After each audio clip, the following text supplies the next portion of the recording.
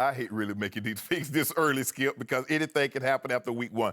But I'm going to take the Seattle Seahawks. And for the simple reason they finished top 5 in scoring offense and scoring defense last year. And what I saw with Russell Wilson, who led the league in quarterback rating, he's grown up. His first couple of years, Skip, they won games by running the football. Hand the ball to Marshawn, do the little zone read. Russell, just don't mess it up. We're going to turn it over to our defense. I saw last year they put the ball in his hand and say, Russell, we're going to win because of you, not in spite of you. They have their defense. They got all pros and Pro Bowl players at each level. Michael Bennett at the D-line, Bobby Wagner at middle linebacker. They got 3 guys that's been first team All-Pro. Cam Chancellor, Earl Thomas, Richard Sherman. So defense, we know they're going to play defense regardless of who comes and goes, but those cornerstones will be there. But I love Russell Wilson. I saw what he did with what he had with Doug Baldwin last year. They're going to get Jimmy Graham back, and if he can give them anything close to what he was in New Orleans, this is going to be the team to beat. But it was close. I was leaning towards Green Bay because of Eddie Lacy dropped the weight. I'm thinking that Aaron Rodgers will have a bounce-back year this year, but I went ahead and went with Seattle. So did I hear you preface this pick by saying you're actually afraid to make picks this early, even though tonight is opening night? So you're starting to waffle already on me? Tonight is easy. Okay. Tonight's an easy pick. Okay, but you're saying long-term you need to see week one before you actually lock into your picks. You got to lock in now, big man. I do have to because they don't play. Guys only really play in the preseason. This is what we do. This is what you have to do on this show, and you have to put it in concrete right now. This is in concrete. So you went and crazy glue. Okay, you went stuck with way out on the end of the limb and took the chalk pick. Everybody likes Seattle. They're top most of the power ranking lists. Even the Las Vegas handicappers have them #1 on their chart. Well, I don't read all that stuff. I don't bet. All right, so who you got? Here's the point. I do respect your Seattle pick, and I do have Seattle making it to the NFC Championship game and falling one step short of the Super Bowl.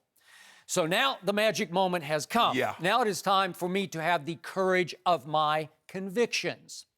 And I will admit to you, I am probably thinking more with my heart than my head right now. But I dug in early, and I made a strong case that I love my Dallas Cowboys this year, but that was when Tony Romo was healthy.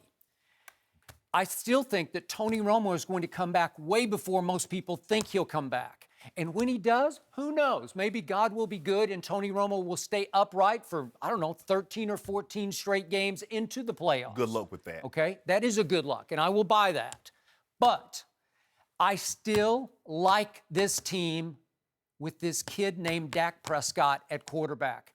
In all my years of covering and watching the National Football League in the preseason, and I love the preseason, and I watch it very closely for flashes. What do I see leap off my TV screen? And the biggest leap came from a 4th-round pick of my Dallas Cowboys.